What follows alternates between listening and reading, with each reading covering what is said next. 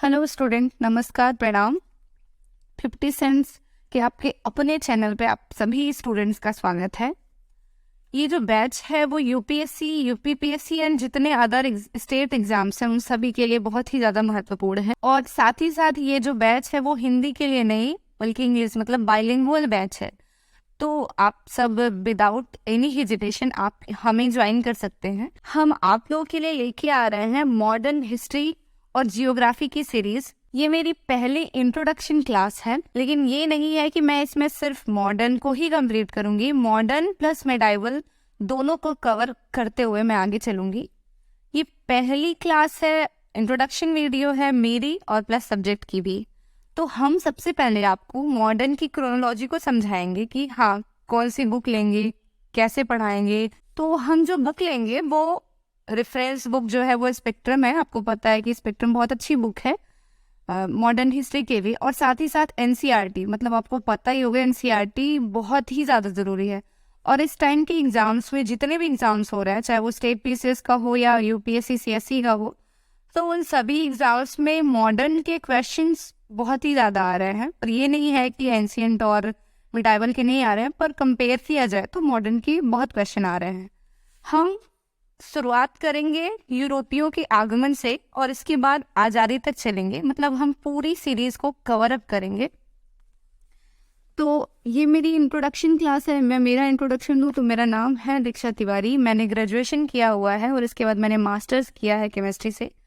मैं खुद स्टूडेंट हूँ और मैं आप लोगों के लिए लेके आ रही मॉडर्न की सीरीज। तो बस आज से शुरुआत करते हैं हम। यूरोपियों का आगमन, जिसे हम एडवेंट ऑफ यूरोपियन कहते हैं। यूरोपियों का आगमन जो है वो वास्को डिगामा से माना जाता है। जब 17 मई 1498 को पुर्तगाल का निवासी वास्को डिगामा भारत के तट पर आया, जिसके बाद से भारत आने का जो रास्ता था वो शुरू हो गया। तो ये वो जो सदी थी वो 15वीं सदी के अंत में, मतलब 15वीं सदी के अंत में वास्को डिगामा जो है वो भारत आया और इसके बाद भारत से व्यापार शुरू हो गया। आपको पता है यूरोपीय देशों में खाने पीने की बहुत दिक्कत होती थी। खाने के लिए लोग वहाँ पे मांस पर लेप लगाकर मतलब मांस पर लेप लगा के रखते थे कि कुछ दिन तक चलते रहे और लोग भूख से जो मतलब मरने वालों की संख्या थी वो बचती रहे। और इसमें साथ ही साथ हम मुगलों से शुरुआत से मतलब मुगलों का भी परिचय देते हुए चलेंगे। हमने कहा ना कि हम मॉडर्न प्लस मेडाइवल दोनों को ऐड करेंगे, जिससे आपको चीज़ें इंटरलिंक करते रहे, क्योंकि किसी भी सब्जेक्ट को कनेक्ट करके पढ़ना ये बहुत अच्छी आदत होती है स्टूडेंट्स की। तो हम मुगलों की शुरुआत से भी बताएंगे। तो मुगलों की शुरुआत में आप जानते हैं मुगलों की शुरुआत बाबर से मानी जाती है। बाबर, जिनका नाम जहरुद्दीन मुहब्बत बाबर था। तो इन सबको शुरू करेंगे और साथ ही साथ अब हम बताएंगे कि हाँ यूरोपीय देशों में दिक्कतें क्या थी। तो यूरोपीय देशों में खाने पीने की बहुत सारी दिक्कतें थी। वहाँ के जो लोग थे वो मांस में लेप लगा के रखते थे जिससे कई दिनों तक चले और वो भूखे ना रहें। और पहले भी हमारे देश से, लेकिन बहुत ही कम था, मतलब पहले भी हमारे देश से दालचीनी, गरम मसालों का व्यापार होता था। दालचीनी जिसमें लौंग, दालचीनी ये सब था, तो पहले भी होता रहता था। और इसके बाद हम पुर्तगाल, स्पेन के नाविक मतलब सबका बताएंगे। फिर बताएंगे स्पेन और डच फ्रांसीसी और आंग्ल फ्रांसीसी युद्ध, जिसे एंग्लो फ्रेंच वार कहा जाता है। ब्रिटेन आंग्ल, जिसे एंग्लो फ्रांसीसी वार बोलते हैं, अंग्रेज और फ्रांसीसियों के बीच का युद्ध बताएंगे। फिर प्लासी और बक्सर का युद्ध बताएंगे, जिसे बैटल ऑफ प्लासी बोलते हैं, बक्सर वार बोलते हैं। और मतलब प्लासी जो वेस्ट बंगाल में है, और जो ये प्लासी और बक्सर का युद्ध था वो करचुंगी को लेकर था। तो इसको भी हम बहुत अच्छे से समझाएंगे, जिसमें अवध, राजपूत, मराठा, जाट, मैसूर, बंगाल, सिंध, हैदराबाद, सिख, मतलब 100 साल 1757 से 1857 ईस्ट इंडिया कंपनी का विद्रोह, रिवॉल्ट ऑफ 1857। फिर धर्म को भ्रष्ट किया गया, मतलब धर्म को लेकर लड़ाई हुई। फिर 1857 की विद्रोह के बाद ब्रिटिश महारानी वो शोषण करती हैं। और इसके बाद आज़ादी, फिर समाज सुधार आंदोलन, और फिर क्या था कि विधवा विवाह पर रोक, सती प्रथा, बाल विवाह, दलित शोषण, महिलाओं की शिक्षा पर रोक, मतलब हम सारी चीज़ों को कवर अप करते हुए चलेंगे। फिर कांग्रेस से पूर्व की संस्था, मतलब प्री कांग्रेस एसोसिएशन 1885 में, इंडियन नेशनल कांग्रेस, 1855 में इसका गठन हुआ था। सारी चीज़ों को हम बताते हुए चलेंगे। एक्सट्रीमिस्ट, मॉडरेट फेस होता है ना, तो फिर इसके बाद उदारवादी कहते हैं ना कि हम ब्रिटिश के साथ रह लेंगे, लेकिन हम आम जनता को नहीं जोड़ रहे थे। मतलब एक्सट्रीमिस्ट जो थे वो आम जनता को जोड़ नहीं रहे थे कि ये पढ़ी लिखी नहीं है, आंदोलन अलग चला जाएगा। लेकिन उग्रवादी बोले नहीं, आम जनता को भी शामिल करो, हम ब्रिटिश के अंदर क्यों रहें। और सही बात है, हम ब्रिटिश के साथ क्यों रहे, हमें पता चलना चाहिए ना कि लोग हमारे साथ क्या कर रहे हैं। तो इसके बाद उदारवादी और उग्रवादी इन सबको बताएंगे। फिर बंगाल का विभाजन, 1905 में बंगाल का विभाजन हुआ था। 50-60 सालों में राष्ट्रीय आंदोलन की मतलब भावना जाग रही थी। और स्वदेशी और बहिष्कार आंदोलन, जिसे बोलते हैं स्वदेशी एंड बाइकॉट मूवमेंट। फिर कांग्रेस विभाजन, सूरत विभाजन 1907 और 1909 में मार्ले मिंटो सुधार। फिर न्यू रूलिंग से लखनऊ समझौता, लखनऊ पैक्ट।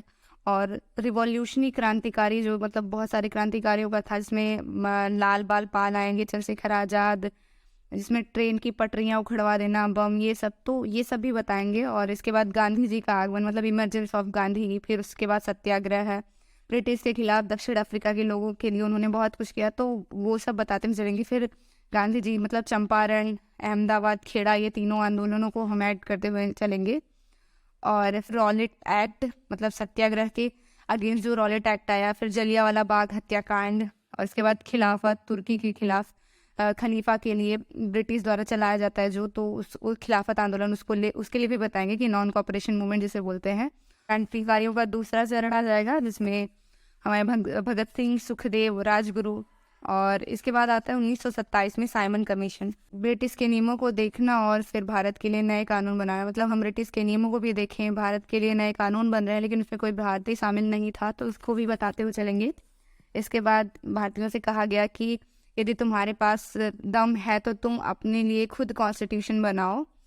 तो इसके बाद मोतीलाल नेहरू संविधान का स्ट्रक्चर वो पास करते हैं, रिप्रेजेंट करते हैं। इसके बाद जिन्ना के 14 सूत्री कार्यक्रम, मतलब सभी चीज़ों को हम इंटरलिंक करेंगे। और साथ ही साथ जब हम ये बताएंगे साइमन कमीशन, तो उसको हम पॉलिटी से लिंक करते हुए चलेंगे, क्योंकि ना इंटरलिंक करना एक सब्जेक्ट से दूसरे सब्जेक्ट को, ये बहुत अच्छी बात है। इससे आपके जो जीएस होंगे वो स्ट्रांग होंगे। और फिर राउंड टेबल कॉन्फ्रेंस, गोल में सम्मेलन, और गांधी जी को रिप्रेजेंट करते हुए सेकेंड राउंड टेबल कॉन्फ्रेंस में गांधी जी ने पार्टिसिपेट किया।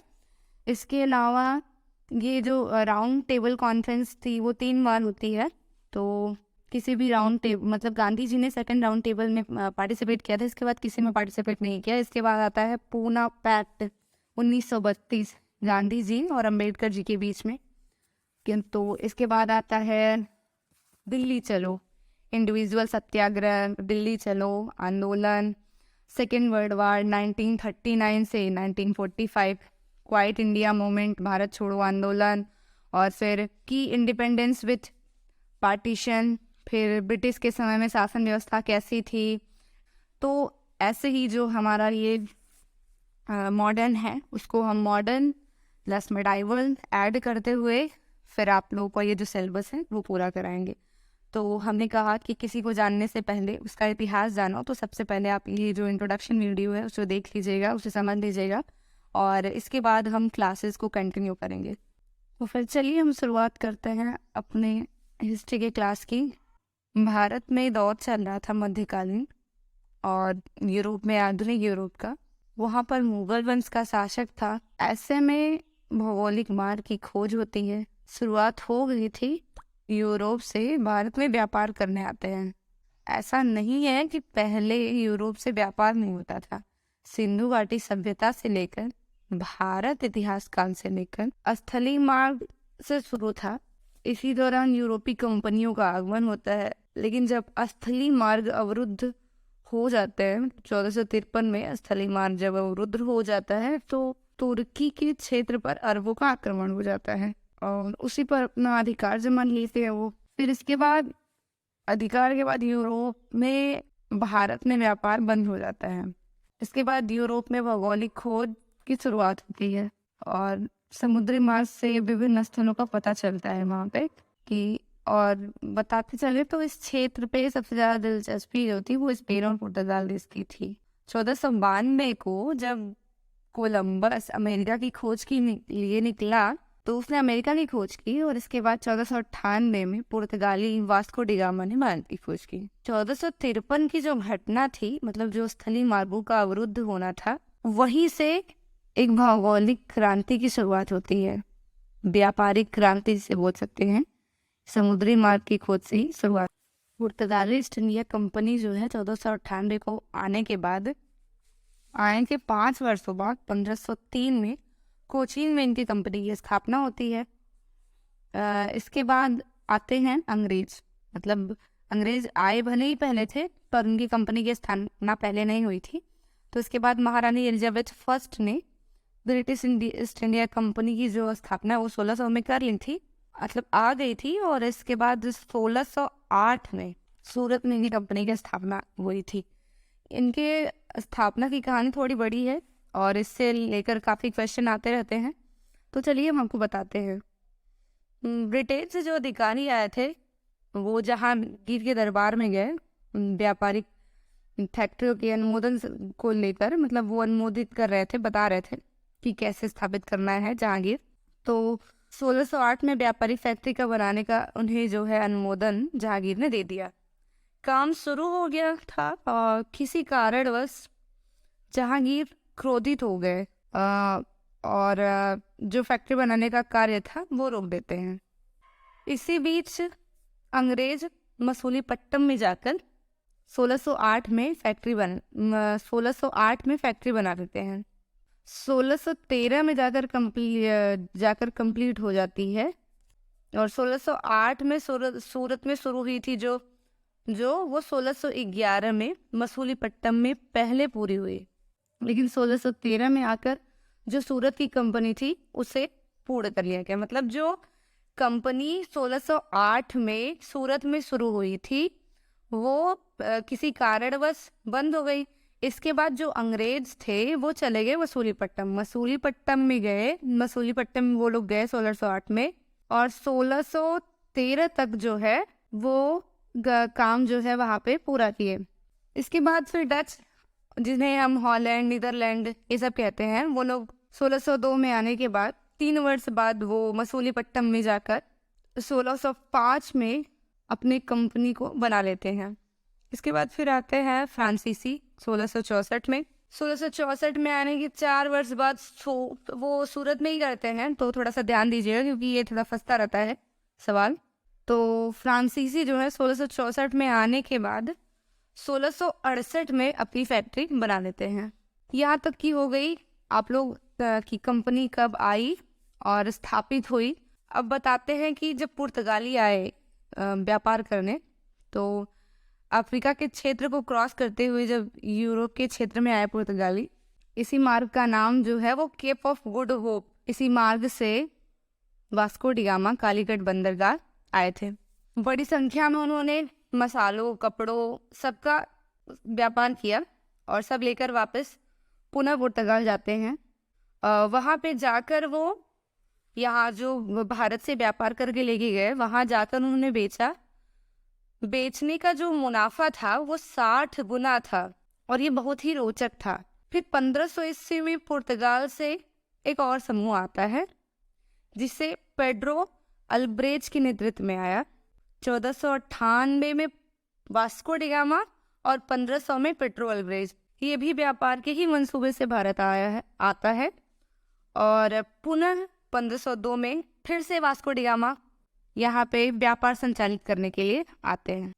इस प्रकार से यूरोप से भारत में बारी बारी से कई देश पहुँचते हैं और कई देश के पहुँचने के इतिहास को हम यूरोपीय कंपनियों का आगमन कहते हैं।